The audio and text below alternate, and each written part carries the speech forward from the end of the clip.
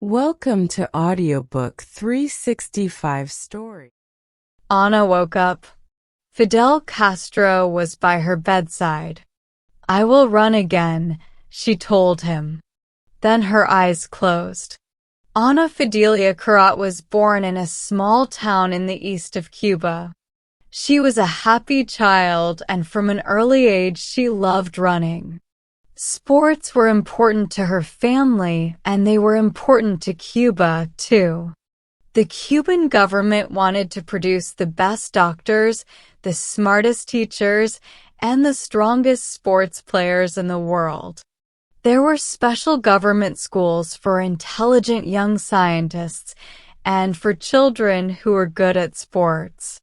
By the time she was 10 years old, Anna could run very fast.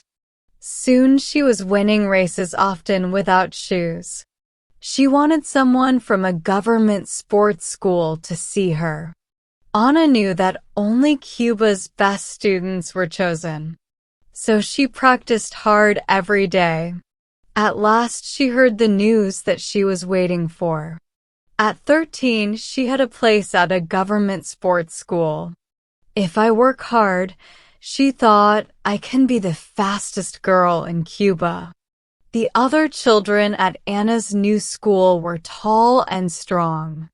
But Anna's body was changing. She stopped growing taller and started growing fatter. She felt heavier too, so she practiced less often. Anna's future did not seem bright and exciting to her now.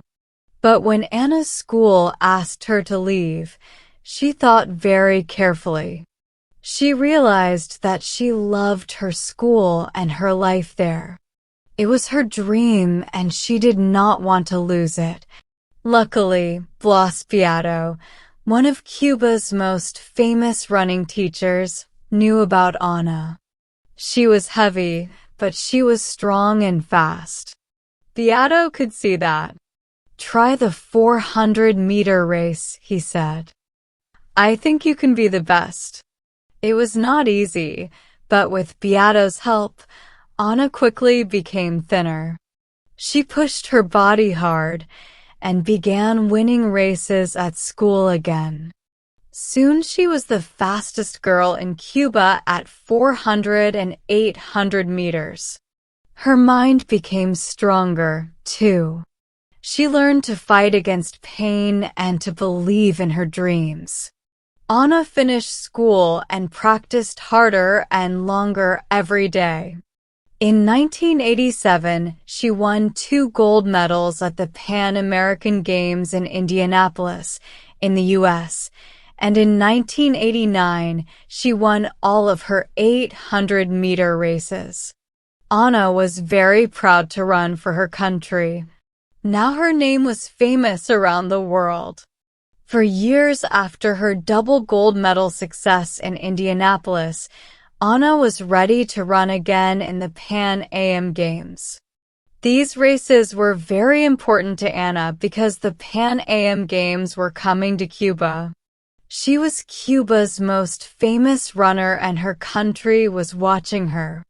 Anna's races were fast and exciting. She ran faster than the other runners in the 400 and 800-meter races, 2 more gold medals. Anna looked up at the crowd.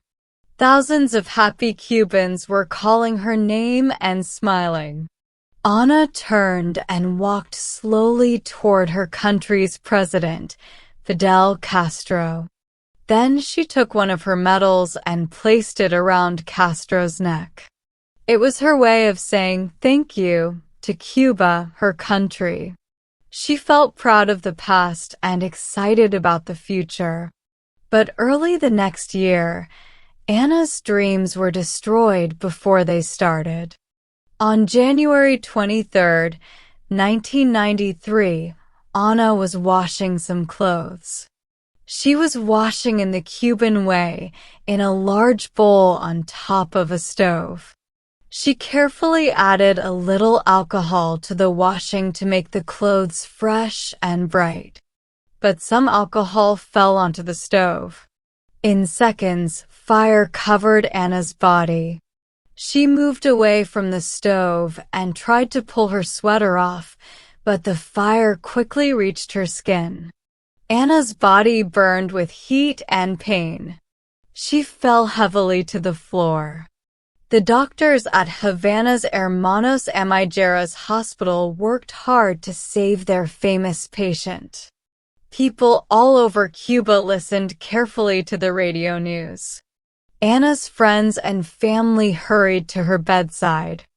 Bad burns covered 38% of Anna's body, and she was close to death. A few days later, Anna woke up. Fidel Castro was by her bedside. "I will run again," she told him. Then her eyes closed. Anna spent 5 long months in the hospital. Slowly she became stronger. First, she began walking around her room. Sometimes she cried with pain and sadness. "You must rest," her friends told her. But Anna did not listen. Every day she walked a little farther. She refused to stop fighting. Only a month after her accident, Anna began walking around inside the hospital. After 2 months, she was running up and down the hospital stairs, 15 floors. Next, she asked for an exercise bike in her hospital room. The doctors could not believe their eyes. Fidelia Quirot was winning against pain. "If I don't run again," she said, "I will die." The skin on Anna's hands, arms, and stomach was very badly burned. She could not move the top part of her body freely. It was very difficult for her to walk without pain. It was almost impossible to run well. But Cuba's best doctors carefully repaired her body. It was hard, slow work. Anna went home and started running outside, but the sun's heat was too strong for her. Her skin was weak and it burned very easily. She could only practice very early in the morning and late at night. This problem did not stop her. Anna worked hard that year. She wanted to run for her country again. But she was in her 30s, now too old for an international runner, people said. Anna did not agree. In 1993, the same year as her terrible accident, she ran at the Central American and Caribbean Games in Puerto Rico. Anna was not able to move her arms or head easily at this time, but she surprised everyone. She ran well and won a silver medal in the 800-meter race. The crowd loved it. "She won the silver medal in the race," Castro said, "but she won a great gold medal for courage." By 1995, Anna was running internationally. That summer, she won the gold medal for 800 meters in the World Games in Stockholm, Sweden. She was one of the fastest women in the world again. "In my most difficult times," she said, "I didn't think that I could come back so strongly." Anna raced many strong, young runners in 1996. At 33 years old, she was often the oldest woman in her race. But now it was almost time to rest her body and mind. There was one more important race to run. "If I can run in the Olympic Games again, I will be happy," she said. The 1996 Olympic Games were in Atlanta, U.S. Some of the fastest women of all time were there. Maria Mutola of Mozambique, the American Meredith Rainey, and Svetlana Masterkova of Russia. The early races were very hard for Anna, but she ran fast and well. Now, in the finals, she could race against the world's best runners at the Olympics one more time. In her mind, this was her last big race. The other women were younger and stronger. Anna was happy to be with them. I will run as fast as possible, she thought. It was a difficult race, but Anna won the silver medal. She was less than a second behind Masterkova. Anna walked off the airplane at Havana into the warm Cuban air.